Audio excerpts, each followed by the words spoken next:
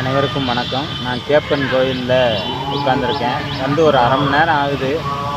எல்லா மக்களும் கூலி வேலைக்கு போகிறவங்க, கட்டட வேலைக்கு போகிறவங்க அவ்வளோ பேரும் வந்து காலையில் பூ வாங்கி போட்டு கேப்பனை தரிசிச்சுட்டு போய்கிட்டு இருக்காங்க.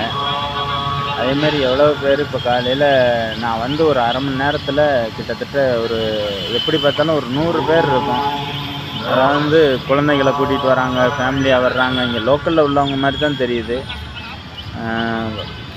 கூலி இது வேலைக்கு போகிறவங்க குடும்பத்தை குழந்தைங்கள கூட்டிகிட்டு வந்து சாமி கும்பிட்டு போகிறாங்க. அதேமாரி கட்டிட வேலை கூலி தொழிலாளிங்க அவங்கெல்லாம் வந்து பூ வாங்கி போட்டு சாமி கும்பிட்டு போய்கிட்டு இருக்காங்க.